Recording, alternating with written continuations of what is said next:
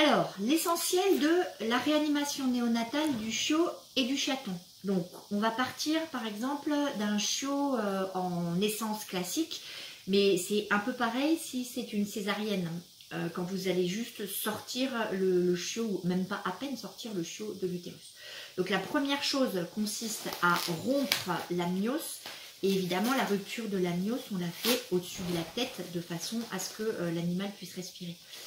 Ensuite, là je ne vais pas pouvoir vous le faire, mais l'idée maintenant c'est de laisser le chiot ou le chaton en relation avec son placenta par le cordon ombilical le plus longtemps possible en fait, parce qu'il arrivera à récupérer des stocks de globules rouges supplémentaires et probablement des cellules souches. Donc maintenant on sait qu'on ne doit plus rompre le cordon ombilical tout de suite à la sortie de l'utérus par exemple comme on le faisait avant. Donc, une fois que vous avez votre animal sorti de l'amnios, en fait, l'idée, c'est qu'il va falloir vérifier s'il respire. Donc, surtout après césarienne, c'est pas du tout évident que ça soit le cas parce que c'est normalement la compression dans la filière pelvienne qui déclenche la respiration.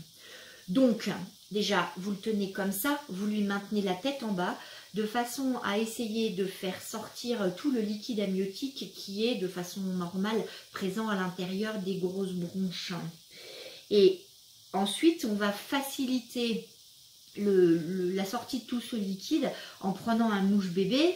Donc vous vous rendez bien compte que le mouche-bébé, de toute façon, son extrémité ne permet pas d'aller vraiment à l'intérieur des naseaux.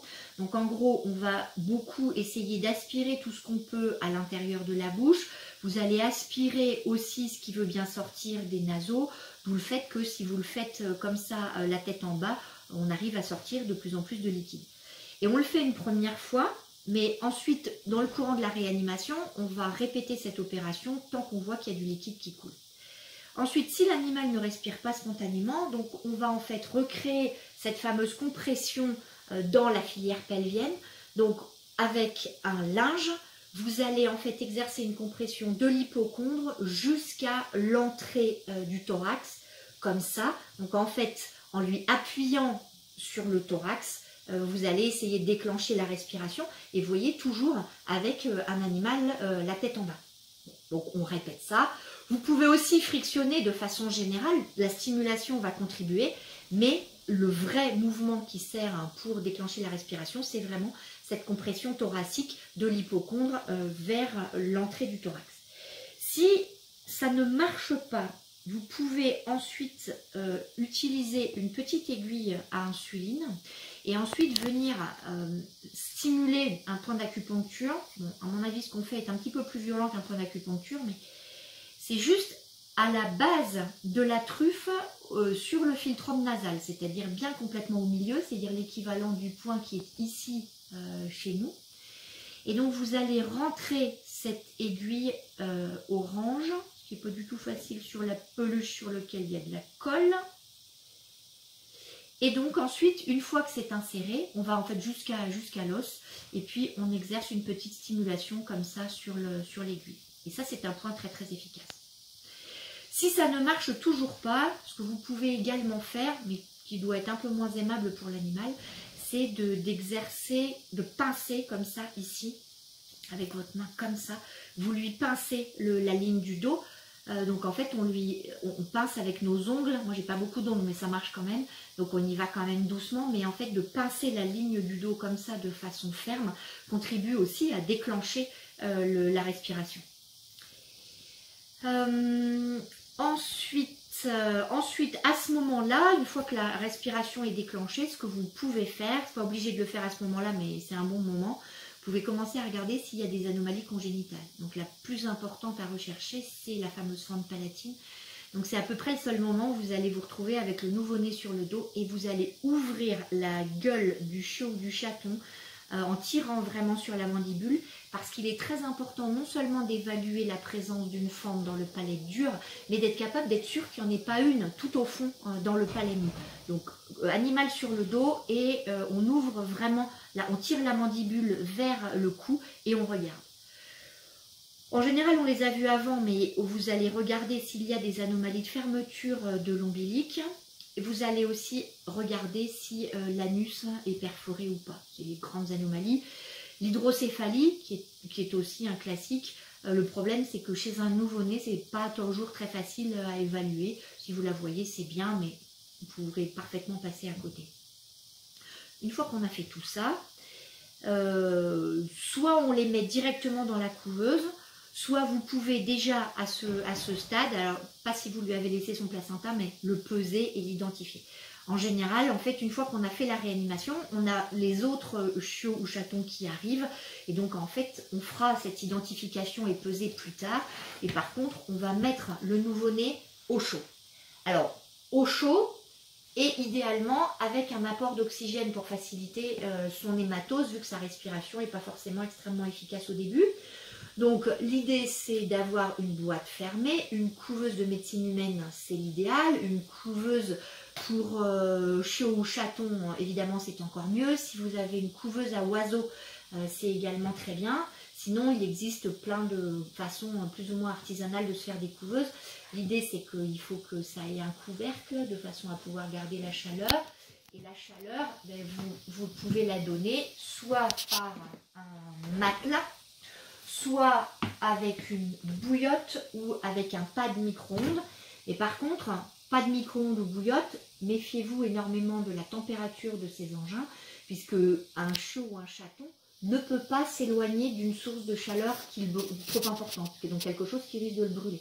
Donc quand on met de l'eau dans une bouillotte, on a mis sa main sous l'eau, on met de l'eau à peu près 37 ou à peine plus, vous mettez l'eau et ensuite mettez-vous la bouillotte contre vous pour vérifier que vous seriez content d'être sur cette bouillotte, ce qui veut dire qu'elle est à bonne température. Donc, une fois qu'on a géré toute la portée et que tout le monde respire, on va pouvoir s'occuper du placenta et de l'ombilic. Donc, vous avez un animal, donc soit si vous ne l'avez pas déjà, séparé de son placenta, ça va être le moment de le faire. Donc, on le met en décubitus latéral souvent. Et je vous rappelle que de façon physiologique, la rupture du cordon ombilical se fait par élongation. Donc on met ses doigts à 3-4 cm de l'abdomen du chiot et ensuite on va tirer le cordon ombilical. Donc soit vous arrivez à le tirer comme ça, soit sinon vous prenez une compresse parce que ça glisse et vous allez étirer le cordon parce qu'en fait c'est ce mouvement qui va favoriser la formation d'un sphincter sur le cordon ombilical et qui va donc ensuite éviter qu'il y ait une hémorragie par le cordon. C'est une hémorragie qu'on dit funiculaire, c'est l'hémorragie par le cordon ombilical. Donc en gros, vous commencez par faire l'élongation, vous séparez le placenta, soit ensuite vous laissez simplement un clamp, ou alors l'autre solution, ça consiste à prendre un fil chirurgical et puis à venir juste faire un petit nœud sur ce cordon ombilical, sachant qu'on va poser le nœud à peu près 2 cm de la paroi abdominale. Bien sûr, le nylon c'est génial pour ça. Hop. Donc on va se faire un petit nœud, hop, voilà, ici, à 2 cm de la paroi, voilà, abdominale. Et donc je viens serrer mon nœud et puis je finis mon nœud chirurgical au-dessus. Ici et là, voilà. Alors souvent on laisse pas des fils très très longs, tout simplement parce qu'il y a la mère et on aimerait autant que la mère ne s'intéresse pas trop à cette question. À propos d'ombilic, une fois qu'il est ligaturé, donc toute cette partie-là, on la coupe, elle ne sert à rien, hop, mais vous pouvez la laisser, ça ne change pas la vie. Et ensuite, vous allez pouvoir désinfecter. Donc, vous prenez ce que vous voulez, de l'éosine, de la chlorhexidine, ici une solution de povidone iodé. Ce qui est sympa, c'est la teinture d'iode, parce que dans la teinture d'iode, il y a de l'alcool et de l'iode. Donc, vous avez à la fois le côté désinfectant et le côté asséchant du cordon grâce à l'alcool. Ceci étant fait, on va identifier cet animal. Donc, soit vous prenez tout simplement un petit morceau de laine. Sinon, il existe des petits colliers en velcro qui sont très bien. Et sinon, des vétérinaires m'ont raconté qu'ils prenaient simplement des bandes de scotch de bureau, ils les plient en deux sur elles-mêmes, sauf aux extrémités, et ensuite ils font un collier avec ça, et ils écrivent un numéro. C'est comme on veut. Nous ici, on pose en général des colliers avec de la laine. Donc simplement, le truc important, c'est de ne pas trop serrer. Donc ça sera comme quand vous poserez un lien vert chez l'adulte. On met un doigt entre le cou et le collier. Et ensuite, on fait un nœud dont on est absolument certain que ce nœud ne peut pas se resserrer. Voilà, celui-là, il ne bouge plus. Donc je le termine. Alors évidemment, à chaque fois qu'on va peser l'animal ou qu'on va le biberonner, on va aller vérifier que le collier n'est pas trop serré. Une fois que vous l'avez identifié, en fait l'idée c'est que ça va vous permettre de pouvoir enregistrer des informations par individu. Alors si vous avez des races avec des nouveau-nés avec des taches, à la rigueur on peut s'en passer, sauf que c'est laborieux de regarder si c'est un mâle avec la tache à tel endroit. Donc c'est pour ça que le collier de couleur, c'est beaucoup plus efficace. Et puis si vous avez une portée de golden, de toute façon c'est râpé, ils sont tous de la même couleur, donc il faut absolument identifier. Une fois qu'ils sont identifiés, la première information utile qu'on va pouvoir récupérer, c'est leur poids. Donc on va pouvoir peser chacun des individus et ça va servir à pouvoir assurer un suivi de leur croissance au cours des premiers jours de vie. Et c'est très important parce que c'est ça qui va permettre de savoir si chacun des chiots boit suffisamment. Et puis un petit peu plus tard dans leur vie, c'est la perte de poids est un premier signe de maladie. Donc là, en fait, pourquoi on les pèse à la naissance? Alors soit c'est vous qui les pesez, soit vous dites au propriétaire de le faire, c'est possible aussi. Mais que l'idée, c'est que tout chiot ou chaton doit à J2 avoir récupéré son poids de naissance. Donc souvent, en fait, ce qu'on fait, c'est que nous, on les pèse juste pour dire, celui-là est à petit poids de naissance, vous devez le surveiller. Mais en fait, on dit aux gens de les repeser une fois arrivés chez eux, parce que vous savez bien que un poids, en fait, malheureusement, c'est essentiellement valable sur une seule balance. Donc, il vaut mieux que les gens aient repesé à l'arrivée. Donc, une fois que donc on a pesé, il est absolument capital, en particulier que vous ayez géré d'ailleurs une mise bas par les voies naturelles ou par césarienne, il est de la responsabilité du vétérinaire que de gérer la prise colostrale. Alors pourquoi ? Tout simplement parce que chiots comme chatons, ils n'ont une barrière intestinale qui reste ouverte aux immunoglobulines que en gros pendant les 12 premières heures, mais avec un taux d'absorption qui chute extrêmement vite.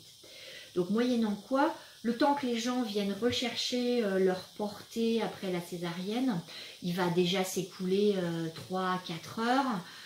Ensuite, le temps qu'ils arrivent chez eux, s'ils n'ont pas que ça à faire, ils ne s'occupent pas tout de suite de la mise à la tétée qui n'est pas forcément un long fleuve tranquille. Donc en gros, on a perdu beaucoup de temps et on risque de se retrouver avec des animaux qui n'ont pas fait de transfert passif de l'immunité, alors qu'en fait, on les avait sous le nez, ils étaient entre nos mains. Donc en gros, l'idée, c'est qu'on ne rend pas d'animaux post-césarienne ou post-mise bas sans avoir géré la prise colostrale. Donc ça consiste en fait essentiellement à, par exemple, les peser, les mettre avec la mère, leur apprendre à téter, les conduire jusqu'à la mamelle, et puis ensuite, une fois qu'on voit qu'ils en ont marre, les repeser et voir si effectivement ils ont consommé du colostrum. Si la mère n'a pas de colostrum, ce qui est parfaitement possible, il faut avoir un substitut colostral. Donc, le substitut colostral, l'idéal, c'est d'avoir congelé du colostrum sur une autre chienne précédemment et de le décongeler au moment où vous avez besoin de le donner. Et je vous rappelle juste que tout le reste, c'est-à-dire le lait de vache, le lait de chèvre qu'adorent les éleveurs, les laits maternisés, quelle que soit leur marque, n'apportent pas d'immunoglobuline canine. D'où l'idée de congeler du colostrum. Le seul substitut colostral partiel du chien, c'est ce produit-là, dans lequel ont été ajoutés des anticorps antiparvovirus et anti-Escherichia coli K99. Donc, mais ça n'est qu'un substitut colostral partiel. Mais donc, à défaut de colostrum congelé, c'est la meilleure solution. Le seul point auquel il faille faire attention si vous voulez utiliser le substitut colostral partiel, donc le Puppy Protect, c'est que dans la mesure où il y a des anticorps à l'intérieur, la température de l'eau a une vraie importance. Donc dans ce biberon, contrairement au biberon classique, vous voyez qu'ici, il y a un petit sensor de température. Et donc là, je vais mettre volontairement de l'eau trop chaude pour vous montrer ce que ça donne, mais donc ça serait de l'eau qui dénaturerait les anticorps. Donc l'idée, c'est que le sensor va vous indiquer que non, il ne faut pas rajouter la poudre de lait parce que les anticorps donc, vont être brûlés, donc dénaturés par la température de l'eau. On va partir d'un chiot qui, mettons, à 4 jours et que vous devez hospitaliser. Dans l'hospitalisation, la phase nursing, et ne serait-ce que alimentation, est extrêmement importante. Donc nursing, c'est les mettre dans des conditions de température correctes. Alors je vous rappelle que pendant la première semaine de vie, la température au niveau des chiots, en l'absence de la mère, doit être de 28 degrés. Si la mère est présente, on dit 24 degrés. Là, quand nous on les hospitalise, il faut que ça soit à minima 28 degrés. Donc, là, ce que je vais essayer de vous expliquer, c'est comment nourrir un nouveau-né. Et ce sont des conseils d'ailleurs que vous pourrez délivrer à vos propriétaires, parce qu'ils ne savent pas forcément tous faire. Donc, la première chose à faire, c'est de savoir quelle est la quantité et avec quoi on nourrit. Donc, pour ça, évidemment, ça va dépendre du poids. Donc, on va peser notre chiot et celui-là fait 400 grammes. Donc, il fait 400 grammes. Globalement, l'idée, c'est que un animal doit recevoir sur une journée 20% du poids de son corps en lait maternisé. Donc là, ça veut dire qu'il doit recevoir 80 ml, que vous allez diviser en un certain nombre de repas, et le nombre de repas est dicté par la contenance de l'estomac. Alors la contenance de l'estomac, ça c'est un chiffre qu'il faut que vous appreniez, c'est 4 à 5 millilitres pour 100 grammes pour un chiot, pour 100 grammes de poids vif, et pour un chaton, c'est 2 à 3 millilitres pour 100 grammes de poids vif de chaton. Donc là, mon animal, ça veut dire que s'il pèse 400 grammes, il a une contenance stomacale de l'ordre de 16 à 20 ml. Alors, on essaye de ne pas non plus charger trop l'estomac, parce qu'en fait, il faut éviter qu'il vomisse. Donc, on évite les surcharges stomacales. Donc là, je voudrais administrer 16 ml à cet animal. Une fois qu'on a fait le calcul de la quantité qu'on veut donner, la question, c'est de savoir si on a le droit, entre guillemets, de nourrir ce chiot ou ce chaton. Et la première chose que vous devez faire et que vous devez absolument apprendre à faire aux propriétaires des animaux, c'est qu'il y a un geste qui sauve, qui est de prendre la température rectale du chiot ou du chaton avant de donner le biberon ou de faire un sondage. Pourquoi? Parce qu'un animal qui est en dessous de 34 degrés Celsius de température centrale, température rectale, en fait ne digère plus, puisque les enzymes sont thermosensibles. Moyennant quoi, ça part d'un bon sentiment, vous vous dites il est en hypothermie, je vais lui donner de l'énergie pour qu'il remonte. Oui, mais en fait vous lui mettez du lait dans le tractus digestif, les enzymes digestives ne sont pas actives et donc le lait va putréfier dans l'estomac. Très souvent le pylore ne s'ouvre pas, même s'il s'ouvre, de toute façon les enzymes digestives intestinales ne marchent pas mieux. Donc moyennant quoi vous favorisez le développement bactérien et l'animal va mourir de septicémie simplement liée au repas. Donc premier geste avant de nourrir, quelle que soit la voie d'administration, c'est prendre la température rectale. Ensuite, pour arriver à choisir si vous allez biberonner ou sonder, la première chose à faire, c'est déjà de vérifier si on peut biberonner. Et il y a une contre-indication absolue au biberonnage qui est la présence d'une faune palatine. Donc ça, vous devez l'avoir vérifié. Avant de vous lancer aussi, pareil, à alimenter, vous allez vérifier, en palpant comme ça derrière les côtes, si l'estomac est plein. En général, quand l'estomac est plein, et que vous avez nourri il y a 4 ou 6 heures, ça veut dire qu'il y a eu hypothermie. Donc ça va avec le point précédent. Donc on va favoriser le biberon parce que c'est beaucoup plus agréable pour le chiot ou pour le chaton, et puis parce qu'évidemment c'est moins invasif, mais Sur une portée de 8 ou 10, c'est un acte qui est extrêmement chronophage et tous les nouveau-nés ne sont pas également doués pour le biberonnage. Donc l'idée aussi, c'est qu'il ne faut pas perdre patience et que si jamais le propriétaire perd patience avec le biberon, ce qui risque d'arriver, c'est qu'il noie l'animal, c'est-à-dire qu'en fait, le chiot ou le chaton va faire une fausse déglutition, il va inhaler le lait. Et donc forcément, c'est pas une bonne idée. Donc l'idée, c'est que le biberonnage, c'est effectivement à privilégier, mais seulement quand ça se passe bien et qu'on n'a pas l'impression d'y perdre du temps ou de s'énerver sur le biberonnage. Alors je vais vous montrer en gros comment ça se passe. Donc déjà, vous avez du lait qui est à 37. La première chose, c'est déjà d'arriver à choisir la tétine qui va convenir. On l'a choisi en gros en fonction du format de l'animal. Mais parfois, vous avez des animaux de grand format qui vont préférer celle-là. Donc, c'est vraiment à évaluer. Chez le chaton, il existe un système qui est génial, qui est ce truc-là, qu'on appelle la tétine magique. Mais en fait, que vous achetez en 2 morceaux. C'est-à-dire que vous avez cette tétine ici, et ça se branche sur des seringues un petit peu particulières. Et l'idée, c'est qu'en fait, vous voyez que ça a une forme qui ressemble en fait beaucoup au crayon de la chatte. Et ça marche très très bien sur les chatons. C'est pas nécessaire d'appuyer sur le piston. Normalement, la succion du chaton suffit à vider la seringue. Alors là, sur mon chiot, mettons que je prenne la plus grosse tétine, puisqu'il fait quand même déjà 400 grammes. Et ensuite, donc votre lait maternisé, il doit avoir été reconstitué à la concentration prévue par le producteur. Et il n'est pas question d'augmenter la quantité de poudre en disant comme ça, je lui donne quelque chose de plus énergétique. Parce que vous arrivez à quelque chose qui potentiellement va être tellement difficile à digérer que vous allez constiper l'animal. Donc, la règle pour le biberonnage, c'est que l'animal doit être en bonne position.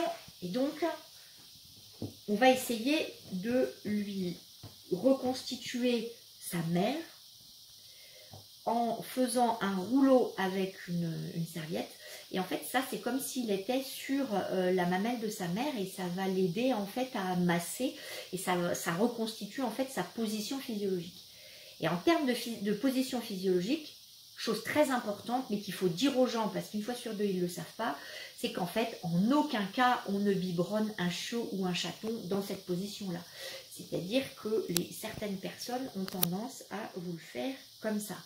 Mais alors là, c'est à peu près la meilleure façon de faire une fausse déglutition. Un chiot ou un chaton, de façon parfaitement physiologique, c'est comme si sa mère était couchée ici en décubitus latéral. Donc on reconstitue la mamelle et on va apporter le biberon comme ça. On le laisse manger tranquillement. Et une fois qu'il a fini, si la mère n'est pas présente, je vous rappelle qu'il faut penser à induire la miction et la défécation en frottant une compresse imbibée d'eau tiède pour reconstituer le léchage de la mère. Alors ce geste-là, je vous le montre après le biberonnage, mais en fait moi, classiquement, je le fais avant le biberonnage, parce que j'ai l'impression qu'une fois que l'ampoule rectale est vide et que la vessie est vide, en fait, ça leur augmente l'appétit. Mais bon, classiquement, ça se fait après. Voilà. Alors, si par hasard, votre chiot n'a plus de réflexe de succion, votre chiot n'aime pas le biberon, ce qui est parfaitement possible s'il a commencé sa vie en tétant sa mère, ou s'il a une forme palatine, par exemple, dans ces cas-là, il va quand même falloir trouver un moyen de le nourrir et on va passer au sondage orogastrique. Donc le sondage orogastrique se fait avec des sondes. Alors il en existe des modèles très très différents, divers et variés. Vous pouvez le faire aussi avec des sondes urinaires, mais les sondes urinaires sont parfois un peu rigides. Mais bon, voilà. Donc là on prépare une seringue avec le volume nécessaire. Donc là elle est un peu petite, puisque je vous avais dit que normalement je suis censée prendre 16 ml, mais on va faire comme ça quand même. Donc je prends mon lait maternisé, je vais remplir la seringue avec donc la quantité que je suis censée administrer à ce chiot. Et ensuite, donc il y a plusieurs façons de faire, mais je vais vous en montrer une. Vous prenez une sonde propre, pas forcément stérile, parce que vous verrez qu'on les réutilise, mais à minima, elle doit être propre, parce que l'idée c'est que le matériel de biberonnage ou de sondage ne doit pas être à lui tout seul une source de bactéries pour le chiot ou le chaton. Donc, la question première, c'est quelle longueur dois-je introduire? ça c'est pas très compliqué. Vous allez mesurer la distance qui sépare l'extrémité du museau de votre chiot jusqu'à la pointe du coude. Ici. Et pour se repérer, on va faire une petite marque au feutre pour savoir jusqu'où on doit aller. Alors, l'idée c'est que pour limiter les vomissements chez le chiot, on évite d'injecter de l'air à l'intérieur de l'estomac. Donc la première chose qu'on va faire en fait, c'est qu'on va remplir la seringue, voilà, avec le lait. Et ensuite, on va faire avaler cette sonde. Et c'est vraiment ça le mot que vous devez retenir, c'est qu'en fait, on fait avaler la sonde. Il y a un mouvement actif de la part de l'animal. Donc, autre chose importante, la position du chiot. Décubitus ventral et bien dans l'axe. Alors moi, ma peluche ne va pas m'aider, mais vous voyez qu'en fait, la tête doit être dans l'axe longitudinal de l'animal. Autre chose à ne pas faire, c'est ne pas lui replier la tête sur le dos, parce que vous allez augmenter le risque de passer à l'intérieur de l'œsophage. Donc on reste avec la tête dans l'axe, pas spécialement levée. On va maintenir avec la main l'animal et on va simplement appuyer ici à la base de la mandibule. Juste, on n'a pas besoin qu'il ouvre beaucoup la bouche, on veut juste qu'il soit capable de laisser passer cette petite sonde. Donc, on ne regarde même pas ce qu'on fait. Moi, je vais être obligée de le faire parce que c'est la peluche. Mais en gros, on lui met la sonde à l'intérieur de la bouche et on va pousser. Alors, on pousse de 1 ou 2 cm et en fait, vous arrivez au fond du pharynx. Et vous maintenez la pression sur la sonde, mais juste maintenir la pression. Vous ne cherchez pas à passer en force. Parce qu'en fait, la sonde étant appuyée au fond du pharynx, à un moment, et même quand ils ne sont pas en très bon état, le chiot ou le chaton va déglutir et vous allez profiter de ce mouvement de déglutition pour continuer à introduire la sonde jusqu'à la petite marque que vous avez faite. Puis ensuite, vous venez maintenir la sonde ici avec cette main-là et ici, vous allez injecter tout doucement le lait dans l'estomac. Alors pourquoi tout doucement? Ben, c'est juste parce que vous imaginez bien que l'estomac qui passerait de vide à plein, sa première réaction va être de se contracter et de vomir. Donc ce qu'on fait, c'est qu'on injecte tout doucement. Alors on dit sur 1 minute, je ne suis pas sûre qu'on ait la patience de le faire sur 1 minute, mais ça dure bien 30 secondes. On y va tout doucement. Il faut juste se mentaliser sur le fait qu'en fait, ce qu'on fait, c'est on crée la distension de l'estomac. Donc on y va doucement. Sur à peu près 30 secondes à 1 minute. Mais vous ne faites pas peur. Simplement, quand vous allez commencer à mettre le premier millilitre, le chiot souvent arrête de bouger, sans doute parce qu'il sent une chaleur dans son abdomen. Et c'est pas du tout que vous êtes en train de passer à l'intérieur du poumon. Et vous verrez que si vous faites comme ça, en fait, il n'y a pas de risque de passer à l'intérieur du poumon. Une fois que vous avez fini, vous allez plier la sonde. Je ne suis pas sûre que ça serve à grand chose tant que la seringue est branchée, mais on le fait quand même pour essayer de ne pas mettre de lait au niveau du pharynx. Et ensuite, on retire la sonde. Et ensuite, de nouveau, miction défécation. Ce qu'il va falloir que vous fassiez après, c'est que le geste ne s'arrête pas là. Il faut absolument penser à ça. Ça, ce sont 2 instruments extrêmement importants de la néonate, puisqu'en fait, le lait maternisé, c'est extrêmement gras. Donc, en fait, ça s'attache sur tous les plastiques. Et puis, je vous rappelle que donc votre matériel ne doit pas devenir agent de septicémie par lui-même. Donc, ensuite, on va rincer la sonde avec de l'eau très chaude contenant un détergent. Et ensuite, on va la mettre à sécher, idéalement verticalement. Alors, comme ça ne tient pas comme ça, en général, ça termine sur un crochet, comme ça, de façon à ce que l'eau puisse se vider. Donc, on va passer de l'eau chaude avec du liquide vaisselle, puis une seringue sèche, donc avec de l'air. Et ensuite, on met la sonde à sécher, parce que donc rien n'empêche que vous utilisiez la même sonde plusieurs fois sur une même portée et entre les individus d'une même portée si nécessaire.